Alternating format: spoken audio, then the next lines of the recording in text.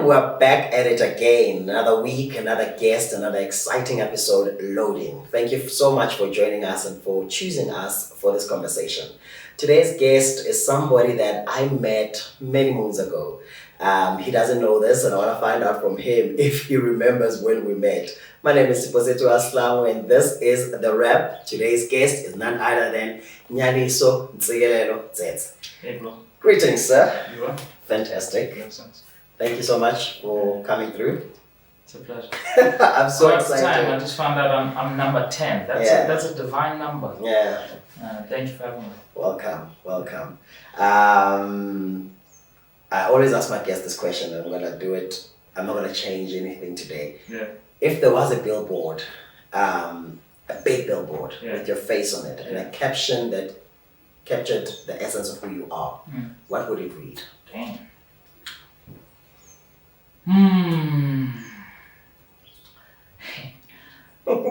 It would say God's weapon. God's weapon. Yeah. Wow. I was saying that to Kolani just now. That's my prayer. Of late. Yeah. That I really have been feeling the desire to be a tool that God uses to carve, shapeshift, heal, soothe, nurture. Like, just I want to be God's weapon in whatever I do, and in whatever forms or ways that any space God puts me in needs, and it changes all the time. I mean, I can't ignore the choice of weapon, because often people just say a vessel, but you're choosing a weapon, and weapon, we know it's something we use for war, it's something we use for. Why weapon specifically? There's something quite active about the word weapon. Yes. And it's got agency. And more than just like a vessel, but like it penetrates. It creates effective change, when you use a weapon. Yeah. And in other language, in other ways of saying weapon is power, but it can also be a tool. So it doesn't have to always be associated to violence. And very true, because weapons, I mean, a knife is a weapon, but a knife cuts, a knife gives shape, a knife butters, a knife does a lot of things, but it's still a weapon in a sense, But I also like the fact that a weapon has got agency, because a vessel has a tendency of just being in dish, waiting. But a weapon, even when it's sitting down, you know that carries power. That's beautiful. Thank you. Yeah, that's beautiful. What do you think brings you to that space in your chapter, in your life right now? We are all in a chapter right now where change, healing, addressing trauma is at the forefront. Every one of us. I have a very firm experience that every human in this chapter that we're in right now is being called to face their traumas, to release, to heal, to take a stance and to walk in their path, their true paths, their true callings. We've all made complacent, comfortable choices to be in these spaces that aren't entirely in our divine paths. And God is kind of like doing a mass upheaval and calling every single human being to step in, step forward, change, release, and heal. And with that being the agency, God needs weapons. And I have opened myself to be that weapon, even for myself.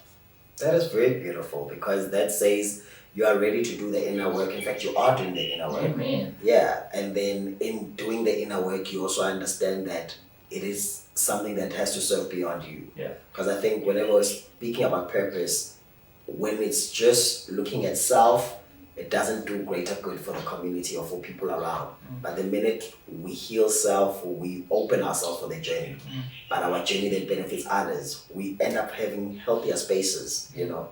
Yeah. As a creative, I mean, how do you get to the journey of being an artist? Because I know we're here, it's a rap, it's all about the actor, but you are more than just an actor. So how does your journey and introduction to creative come about? It's a calling.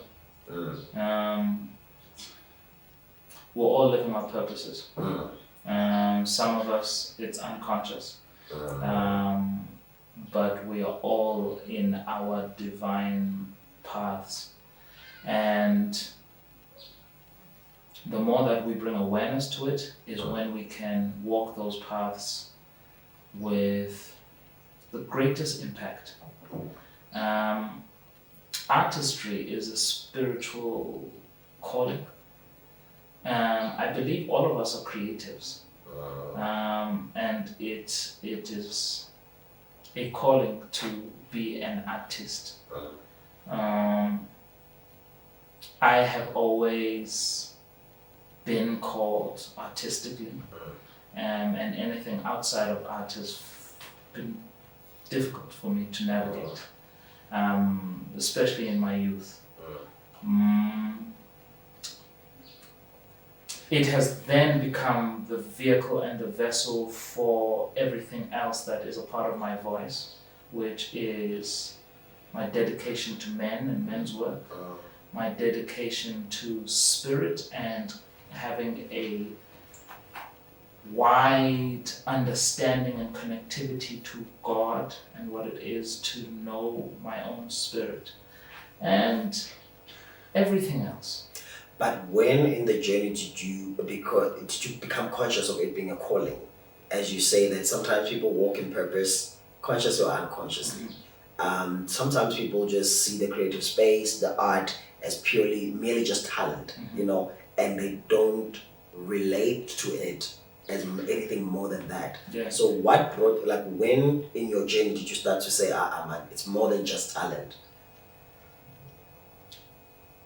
It wasn't a headline decision to say, oh, I have a calling. Yeah. It was pretty much a sort of like a linear kind of magnetism that was like, yeah, this is what I have to do.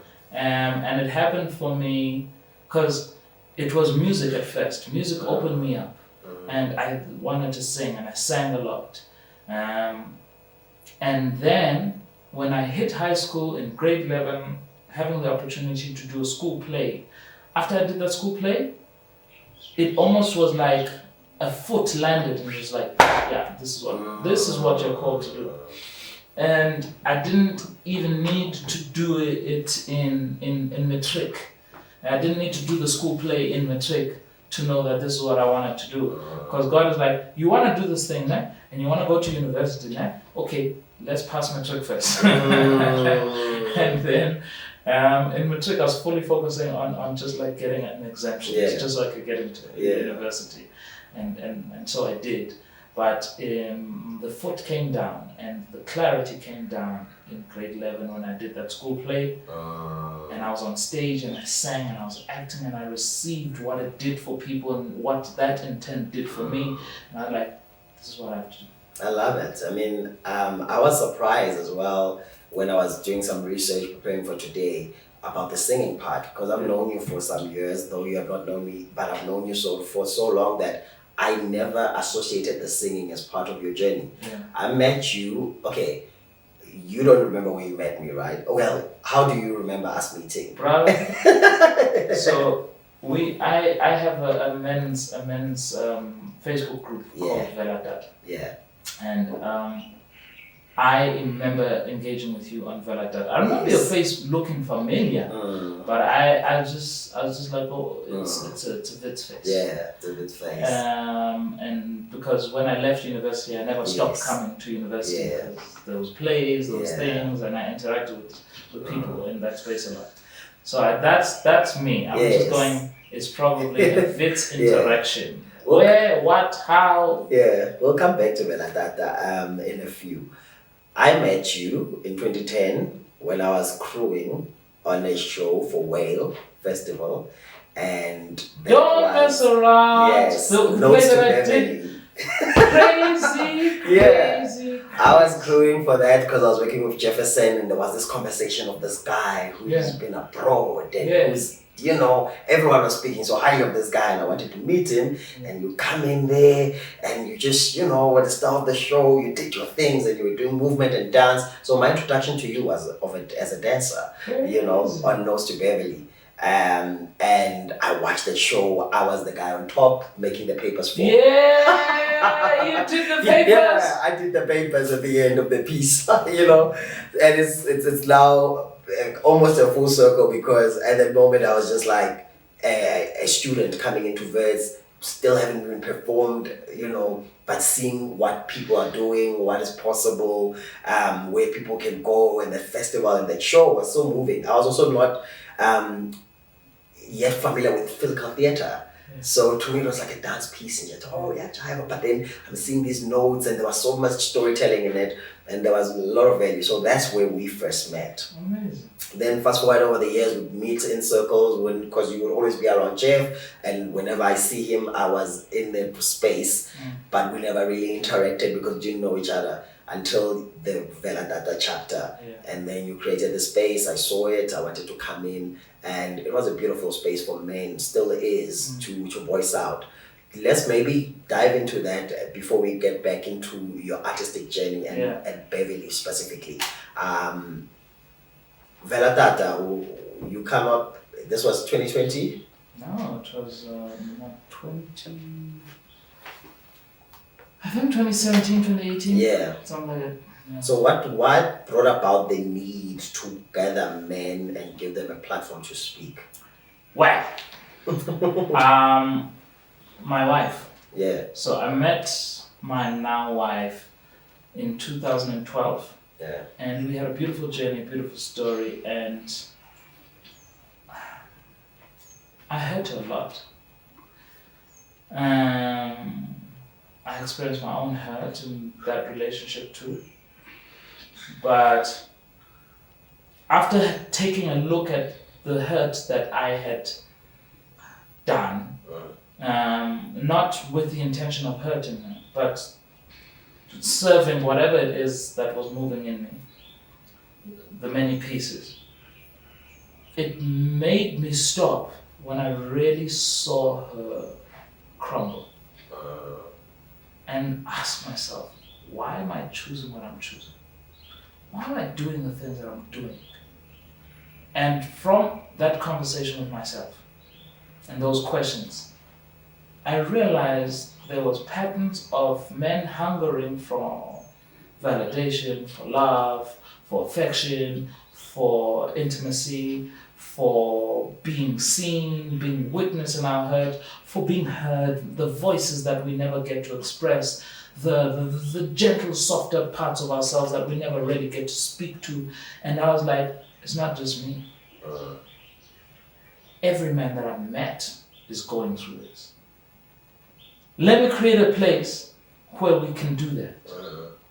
So I created Velatata, and it started off like very fiery, and we had lots of stuff being said, and then it kind of, gently found a quiet place, and sometimes I'd pop in there and I'd give my voice and stuff like that and share my experiences. As I'm saying this right now, I'm coming to a trust that it did what it needed to do. It's still alive. Men still open up chat rooms there, and they still chat about things that they're challenged by and things that they're facing. And I'm grateful for that. And that's pretty much how Velatata came about. It was a safe place for men to talk.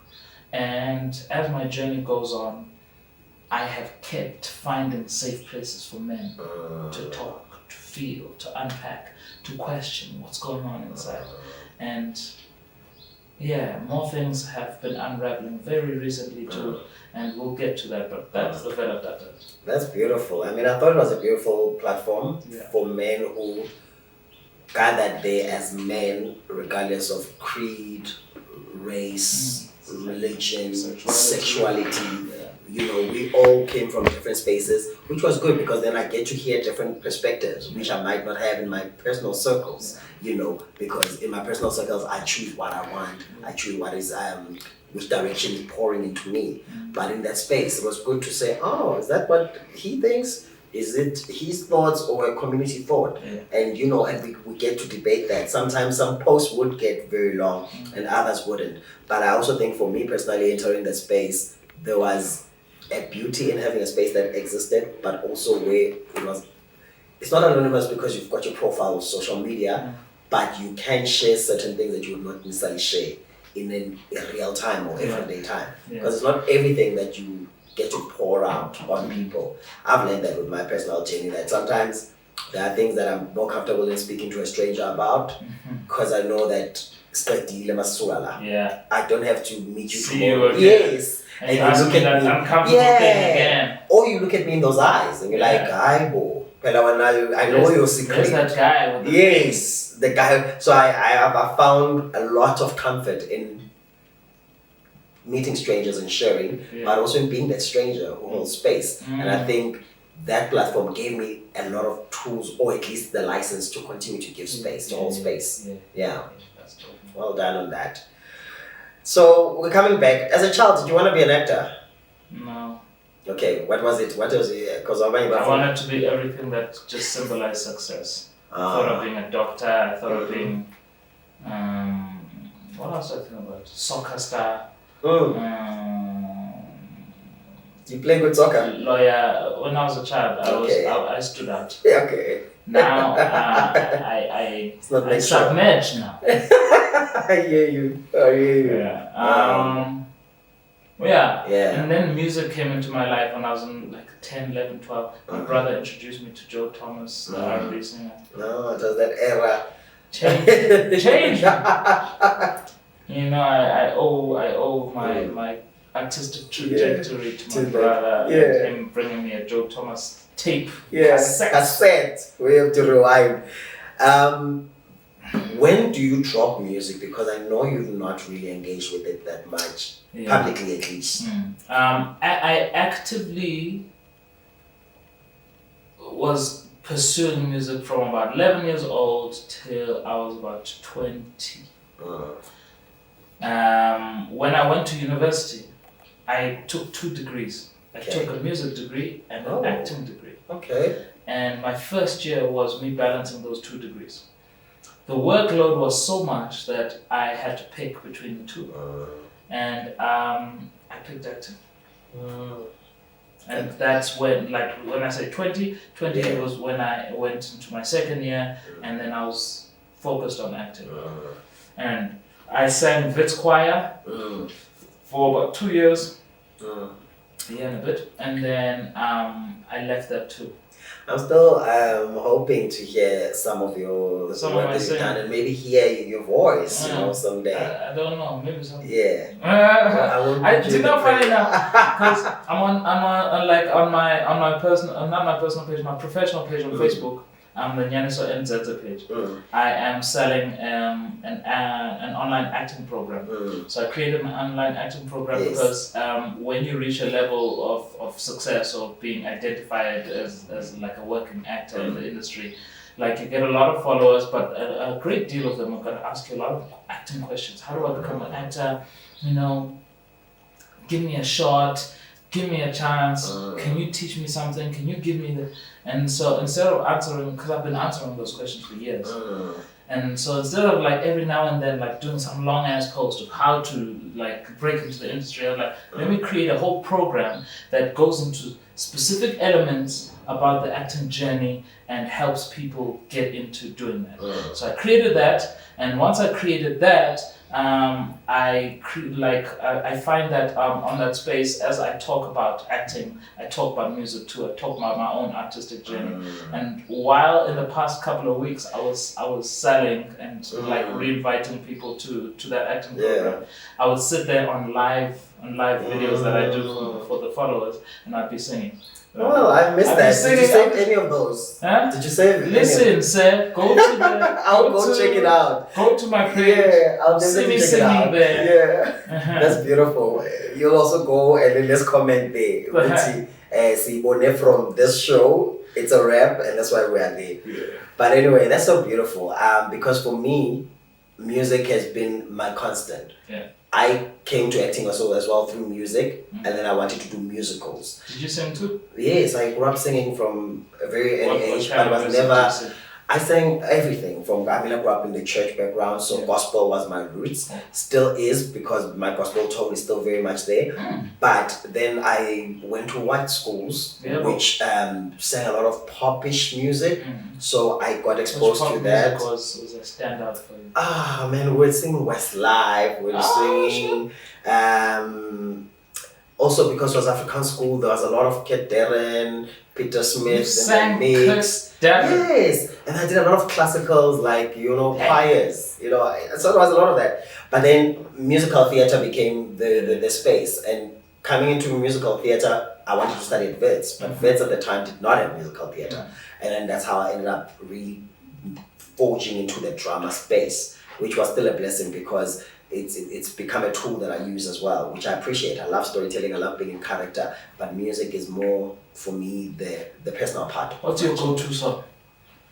Yo, Someone it says, depends sing on the me mood. something that's in your heart right now. I wouldn't sing What now, would you no. I don't want to sing. But recently, my go-to song has been Ngenze Baba Ngikusebenzele. That has been my prayer. That has been my You song. sound like you're also like singing Be a God's Weapon. Yeah, That's God's weapon. that That's has been, Be a God's weapon. I've been in the making Hit season. it. You put me in the spot. I might duet with you, who knows? Ngenze Baba Ngikusebenzele ngisesemhlabeni.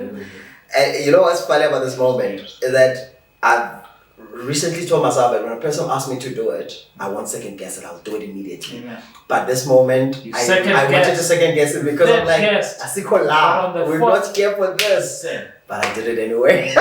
Anyway, but that's been my prayer, And I think art in its own way I've found ways of, in fact, I find it as the most godly space for me.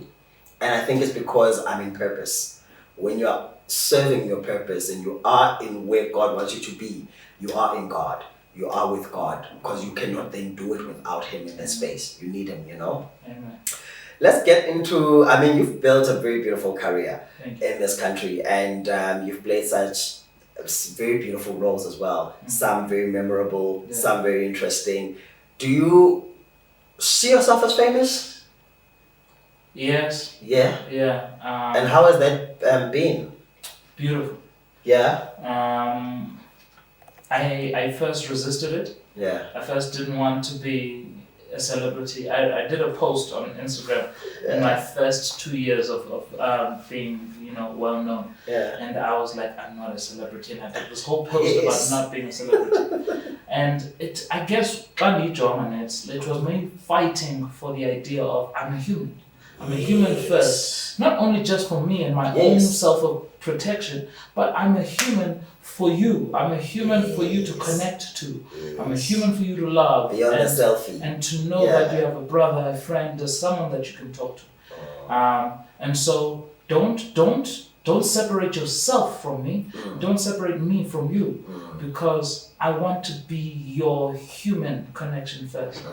And the journey has always been me going, no, I'm not a celebrity. No, don't treat me like that. I've actually never really gone to the other end of the spectrum of going, oh, I'm into myself and I'm a celebrity. I've never really hit that point, but I've come close. Yeah. I've had my moments. Yeah.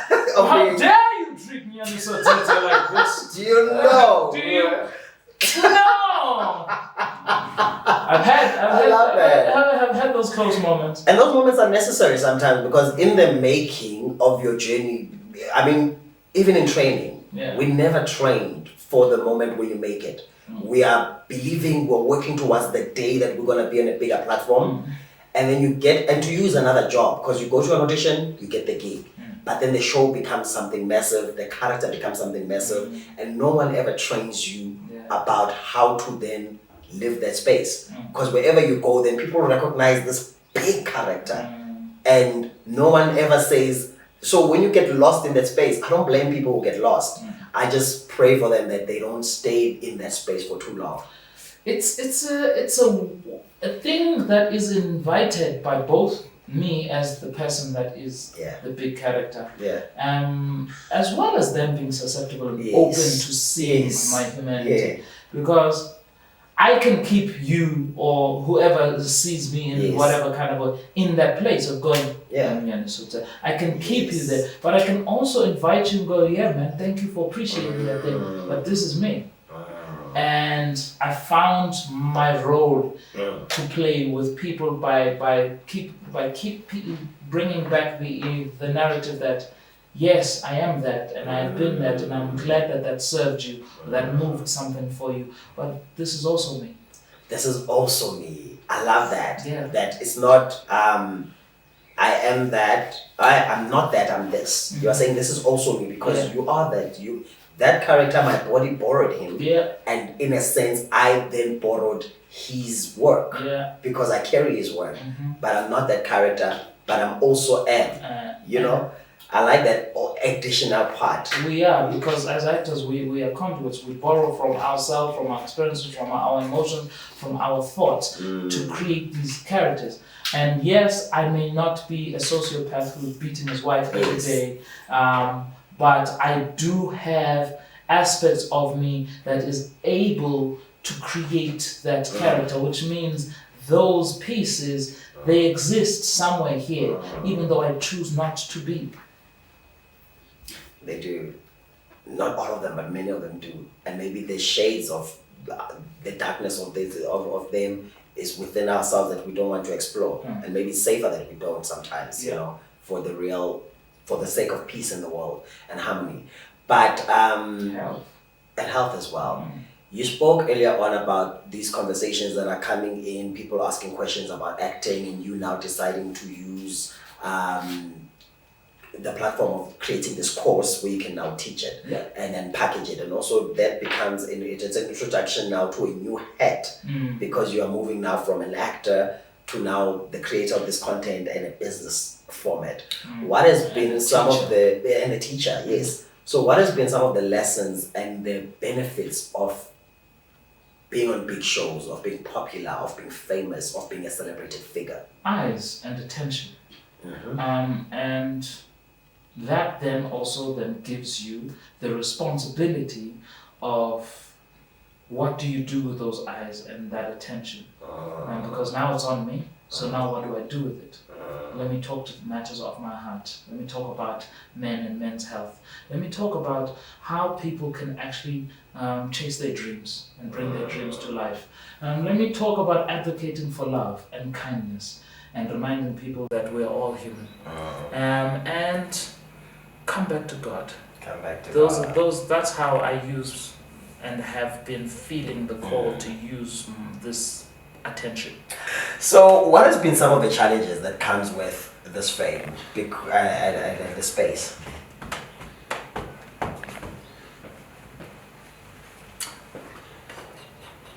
I guess it is that people sometimes forget that I am human. Okay. And that's also the benefits, really. Sometimes, like, it's not necessarily they forget that I'm human, but to really celebrate me. It's such a. I feel really touched to be celebrated so much, so highly, and to see how I move somebody. Yeah. Like, but did you find people want to? That's beautiful when people are crying and are touched because of. I remember I met Common at the airport, and I had injured myself on stage, and I had to go for surgery. And whilst I was in that space that was dark, I saw the movie Just Right, where he gets injured in the basketball court, and he now is going through the journey of ways like, when I go play the game, will I be good? That time I was going back to the stage. It was like a week before I go to perform, but I was now second guessing, did I agree to go back too soon? Wara, will my feet carry me on stage? All of those things. And he was having that conversation in the movie. So when he got the courage to play, it almost gave me the courage to go back. So when I met him at the airport, I was losing it. But it was not, for me, it was just like, dude, do you know what you did for me? Amen. You know? And he was like, dude, what are you talking about? That movie I didn't even, you know? But for me, it meant that. And I understood why people then go crazy. Not everybody is going crazy for the same reasons, you know, when they see these stars. But being a black young man, playing very leading roles and hot roles, hot characters, what has that become a challenge? Because of, I also think sometimes every woman wants their leading man. And sometimes they think they can take their musi, you know, with them. Musi is a character, for example, that you play in Hear Me Move, which was the first South African dance film. So I want to get into that, but do you feel that people wanted Musi? Because Musi was photographed as well in a certain way. He was a sex symbol. Musi, Dzedze Namane. Yes. I think Dzedze Namane was more the sex symbol. He was. Because he was like this esteemed businessman in a suit. In a suit, yes. He takes what he wants. Ashes to ashes. You know, Yes. And I found women really wanted to take Dzedze Namane home, wanted to take him with them and stuff. Like my DMs got wild sometimes. I literally go, I am engaged. And they're like, it's fine, you don't have to tell her. Yeah. Like, and also we can just engage. How can I engage this? I've said I can't because Anyway. So I've ignored those, to be honest. Like the best way sometimes to ignore to deal with some things is to ignore them, not give them life, not entertain them so much. And also for my own sanity, to separate my own desires, egos, needs, thoughts, experiences from those things, because it's unhealthy to get consumed in them. But it's like being in a candy shop and being told that store or sonke is available for you. You don't even have to pay for it. And you don't have to pay. At a time. Because we pay in one shape or form eventually. And that's the thing, right?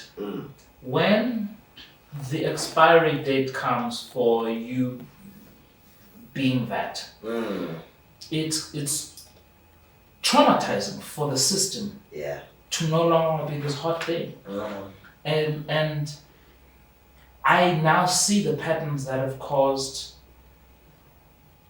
actors to think that killing themselves is a way out, because now you've fallen from the grace that you were given. And now when you have to come back to humanity, like I can't exist back here. I'd rather not be here anymore. And that's the sadness, that's the challenge part. And I'm so grateful to God for me, because the grace levels that I've gotten weren't too far from the ground. So when I dropped back down, it was not too foreign. It wasn't too foreign, man. And sometimes it's the length and the amount of time that you spend in grace that can make coming back down to the ground feel foreign. And I've only spent 2 years as a successful working actor during Ashes to Ashes days, and then I had to drop that for my personal life. And then I came back to being just a normal human being, because I didn't have the money that allowed me to have that grace. And then I built it back up, and then I did another show, and then I came back down, and then I did another show, and I came back down. And so now I feel like I have a healthy understanding and relationship to the grace, and also the humility, the humble humanity of what it is to be alive. Life, And so I'm okay with being seen walking I'm okay with being seen in an Uber. I'm not okay with being seen in a taxi. For both of the grace reasons. I won't lie. Like there is a grace part of me. It's like, ooh, hey, if they see me in a taxi. But I also can imagine, and I kind of have experienced how overwhelming it is to be in a space where people are experiencing life in quite coarse, hard ways. Also, and they've seen you here. Yeah. And you're like, oh, you like that. That's Johnny. But I also think it's because when you are in a taxi, you burst their bubble. Because they have a dream of Achimuroka, Umuzi, all these characters. This is who they are. Because we create this. And the show ends. Yeah. But we're like, it probably has a million suits there. Yeah. So when you start to see this person in track suits, you're like, Njani, what is this? And I think that's what people react to. That's why they're always negative to seeing a creative in a taxi. Yeah. But we live in a country where creatives, it takes a while for them to establish their careers to a point where they can have cars and homes and so forth, And others, they choose to prioritize other things like a home over a car because I need to have where I sleep, So, but anyway, you touched on Dzedze. But before we get to him, I want to touch on Umuzi. Yeah. Because Hear Me Move came in and there was a lot of hype around it. Yeah. But besides it being a hype, it was a movie. You understand? So, which is also still a dream for me to be part of a movie. Yeah. I've done a theater show, done a smaller roles here on TV, but I want to be a part of a movie because of a feeling, of a feeling of some sort. So, how was that experience for you? And I mean, you were young coming in, It was huge because it was the first big project that I've done. Like the first big project that I've done. And it also had all your talents in it. TV shows, I've done a couple of them, Zanzi Magic short films that were 20-minute tales. And my foundation was primarily theatre and dancing, physical theatre and stuff.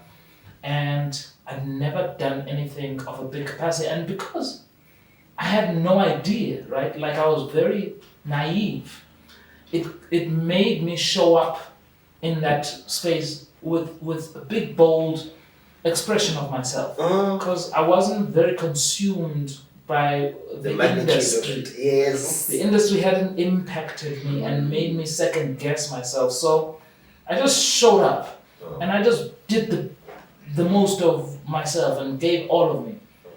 And only on looking back, I'm like, whoa, I did something huge. Not even my efforts, but I was a part of something big. And that was amazing. Yeah. That's kind of similar to how Black is King was for me. Yes. I was quite naive. I wasn't, and that's my blessing, man. God doesn't slowly break me into something. Yeah. And because for me, when I slowly break into things, I start to notice the many pieces, and then I build this thing up. As built up as it is, it gets even bigger in my mind, and it can create my own resistance, my own obstacles, my own fears around something that my fears don't belong. So God just catapulted me to the biggest platform in the biggest role with the biggest artist in the world. Yeah. On the biggest platform, and he's like, do it. And I was like, okay, because I had no preconceptions of what it is to do it in a smaller way. So I just did it, and in that big way, it allowed me to just show up with the best of myself without so many things cluttered in my mind. Same thing with Hear Me Move. And it's only once I take a step back and I watch it and I watch how it impacts the world and how people receive it, I go, oh damn, I I just did something. Yeah, and I mean, it's always gonna be, because when we're studying dance films, we're studying how we can differently tell our own dance stories, then that becomes a conversation, because it's one of the pieces that we then critique and we like, did we get it, did we not? But it now becomes part of a discourse that outlives the moment that it was shot, you know? It's a piece that we're always going to engage with, especially in academic spaces. We're constantly going to go back to it, interrogate it, look at it, and speak to it. And that means your work will once again outlive you. You know, here is Beyonce, the whole Beyonce coming in, and say, playing Simba on Black is King. How was that? I mean, the whole world was crazy about it. The whole world is still crazy about Beyonce. They still reference that piece. But how was it to be one of the South Africans selected to play such a prominent role in that production? During the process? Yes, maybe during the process. Working. Yeah. For me, it was just another gig. Yeah. Yeah. Did they pay well though? During the was it? I got paid fairly. Okay, were there differences that when you were there, you were like, you could tell that the set and the setup is different. Definitely tell the quality of the work and the industry itself and how the machine was run out there. Like it's not equipment. Yes. It's just how the machine is run. And the running of the machine, that side, is a small margins short of perfection. It's just they're very on it. Right. And everyone is very on it. And that's one thing that was like, whoa, okay, it's different. During the process, like I said, it just felt like I'm just doing my work. After is when I was like, whoa, I just did something with Disney, I just did something with Beyonce. Holy damn. I was directed by a guy who just did work with Oprah at the time. And I was like, whoa. And I think that was a healthy thing for me to go through in that way, because if I had those preconceptions of going, ooh, Beyonce, ooh, I'm working with Blitz, ooh, I'm working with Disney, if I had that before I did the work, it would have impacted the quality of the work that I brought, that I needed to bring. But even your experience, because you would then impose your expectation of the process instead of being present for the process, But it's a beautiful piece. How do you then deal with, because it's also the funny part and the thing that we're not trained, even in institutions of higher learning. Maybe it's a thing to study as a PhD, paper. What happens when between the work, doing the work, shooting, and the release? Because then the piece has its own life. All of a sudden, you call back, but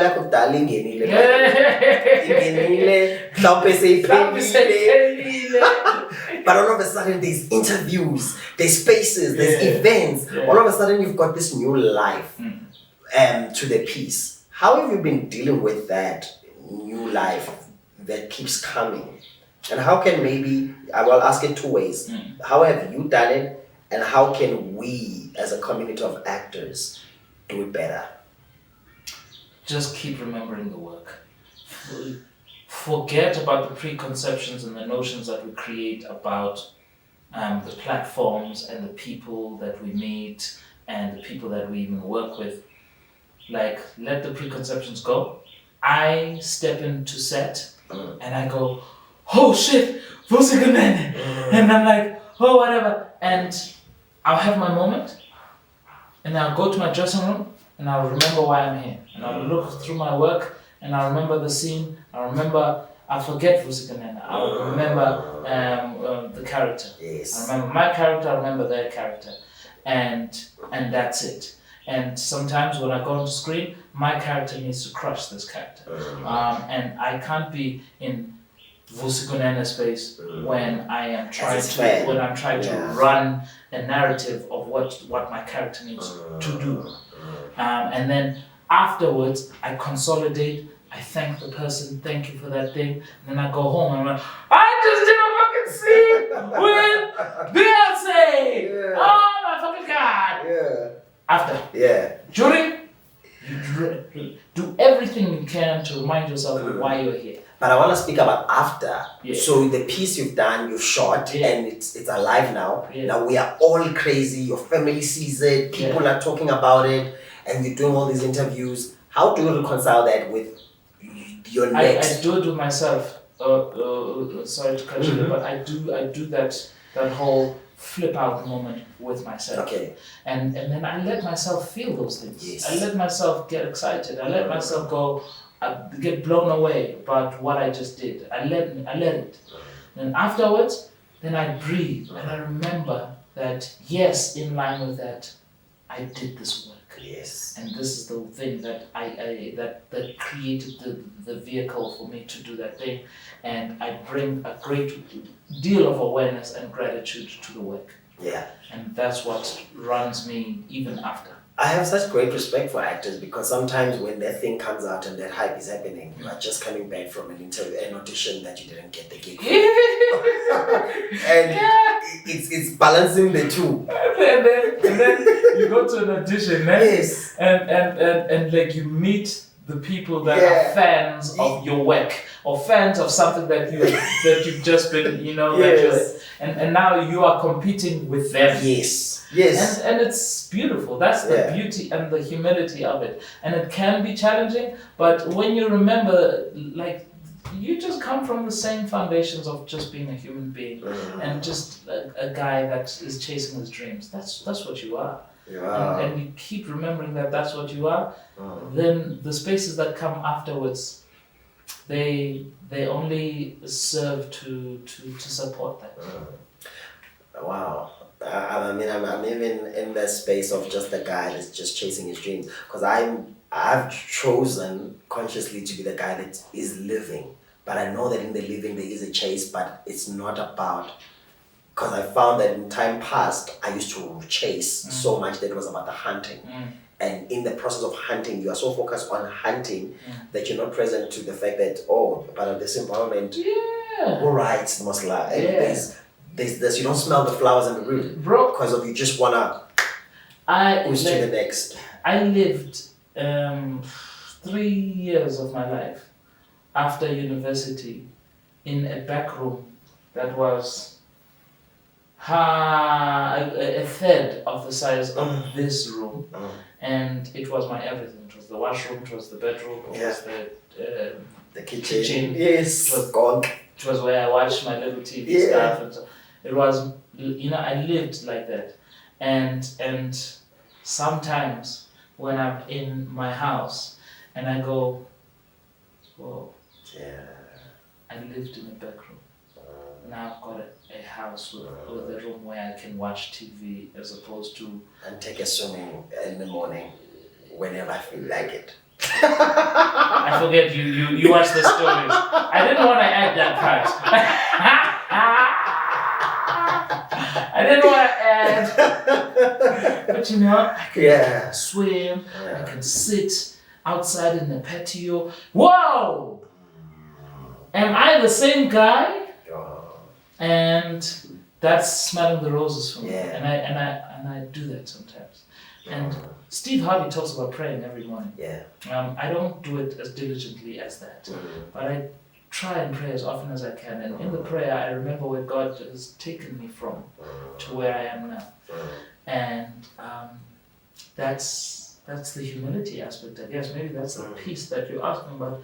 God continues to just like sit in my heart and remind me of, hey boy, we come on a journey. And keep dreaming. The journey can keep going further. What do you wish you knew earlier on when you started out at first that you know now? What I wish I knew was to be present with myself. Because the gifts of what I have to give are in what I'm experiencing right now. Not what I did in whatever project or what I wish I could do, but what is in right now. And what's in right now is the gift of the moment. It is. And I wish I tuned into that more. I tell you, I've done that more so than not, but if I had done it fully, I think I would have been even far more prouder of what I've done than I currently sometimes question. Yeah. But anyway, yeah, that's what I wish. And what is the one thing that you feel has been your best tool, skill, thing that you bring with you in every space? Why am I feeling emotional?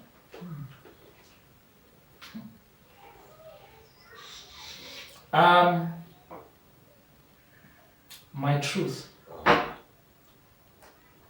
My gift is my truth, and questioning the truth of the characters that I play in the moments and the scenes that I am performing at that moment in time, and relating that to the truth that I can reflect it onto from my own personal understanding of what that in truth is. I always seek the humanity in my characters. The good ones, the bad ones, the violent ones, the abusive ones. I seek the truth of where they are. A director would tell me, and then you beat her here. And then and instead of just staying in the idea of what it is to beat her, I go, okay, thank you. And then I ask for a moment. I was like, can you give me a moment to think about that? And I do. And when I think about it, I go, why would I beat her? Where does that feeling of wanting to beat her come from? What made him beat her? How does he feel about beating her? Is he happy? Is he angry? Is he sad? Does it disappoint him that he's doing that thing? And then that informs how I do whatever it is that I'm asked to do. So my truth, that's my gift. Beautiful, beautiful. That was a very deep part, because I also relate to truth. I always say, when you find the truth of the character, and I see it when actors are acting and they don't have that truth in their eyes, I immediately disconnect, because I'm like, okay, you just doing what you need to do to get this scene out of the way, but it's not penetrating to me as an audience member to a point where it makes me feel and be part, of that world. What are some of the skill set that were not part of, maybe you didn't, for example, they were not part of your training, but they're part of your journey and has served you as a creative? My truth? Yeah. It's that. Yeah. Like, at Wits, I was taught to ask the questions. Yeah. But I wasn't really grounded in the understanding that the answers to the questions are in your truth. And I don't want to be unfair to Wits and say they didn't just say draw from, but it wasn't molded together for me. Like, they didn't go, now seek your truth, now find your truth, and now make that the answers to the questions that you're asking about the character. That, what else? Taking care of my spirit. Yeah, I wasn't taught to take care of my spirit. I was taught to take care of my body, but not my spirit. And how has your body served you in the industry? My body is the vehicle. It is. But my spirit is, I want to use the metaphor of the vehicle still, but it's not going to work. But my spirit is literally what drives the vehicle. And when my spirit is not okay, I can't serve truth and attunement to the characters that I play. And the more I've brought my relationship to my spirit, God, the ether, the omnipresent spirit, in attunement, is when I find myself most ready to do what I'm here to do. What comes to mind when you think about Rhythm City, your days on Rhythm City? I had a lot of fun there. I remember just having fun. I was nervous a lot, but I had a lot of fun. What made you nervous? what I hadn't played a character that was ethically bad like that. You know? Dzedze was bad in actions, but he had decent ethics. He killed because he wanted to take care of the family, and then those were bad. But I think Ugift was ethically not correct. And it was my first big challenge to seek the humanity in someone taking advantage of a young girl. And I was like, damn. The storyline was very deep. It was challenging. It was deep, it was That dark. made me nervous. How do you reconcile with the trauma of such an episode that happens on screen and we feel it, we take it in? Obviously, when you are part of creating the piece is make-believe, but I always say in the truth of the character in the moment, there's places where you tap into to yourself that you have to then deal with later, or do you leave it when there's a cut? No. It's an emotional and spiritual process to separate yourself from even after cut. You have to sit with yourself, you have to pray, you have to journal whatever might have come up, write about it, talk to God about it, talk to a therapist about it. Because, like I said, you're drawing from yourself. So those wounds that you activate are dormant inside of you. You're drawing from something that has been sitting inside of you. And so it's acting gives you the opportunity for catharsis, for healing and dealing with things that are inside of you that you haven't faced. That's so true. And sometimes it hinders you from doing certain things because you have not faced certain things and you don't want to go there. And then you're like, I don't know how to go into this process because I'm D. And so for me, because of my overgiving nature, I overgive to my characters. And so it makes me overly open myself up to the things that are sitting inside. And so those wounds get really opened up. The gift days, they were okay. I kind of like, I met some stuff. But the Dr. Ndlovu, Dr. Dr. cracked open in me. It's like someone stuck a foot in my heart and they said, this is a villain. That character how was that character? Because he was very wild but also nuanced, you know. But I also want to know, because you were not shooting also in your hometown, and there's not that comfort of once I do roll, I go to a familiar space. It was so good that that happened. Okay. Because I didn't take home some of the mess that was coming out of me. It was messed all over Durban. kind of. And so by the time I went to my wife, I brought a better catered version of what I was going through. But I remember being in my car, crying uncontrollably, talking to my agent saying I can't go back. And they're like, Nyaniso, what's going on? I'm like, I can't go back. I'm not showing this anymore. And the wound was my father and my mother's relationship. It was very much like Dr. Lomo and Ulokos and his wife. And I was facing that.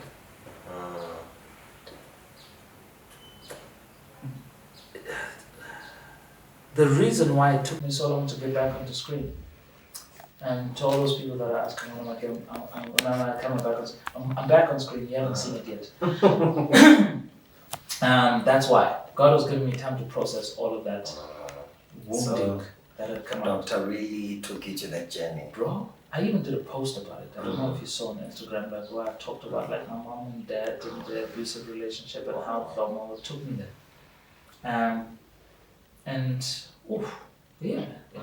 It was a healing journey I needed to go on. It catalyzed and did spill out into things that I needed to face in my own marriage. and my marriage went on a turbulent storm, and my emotions, my personal, like my manhood, my mass, it went on a, and it, when did I do? 2021? 2021, yes. Yeah, now it's 23 or Yeah. beginning, you know.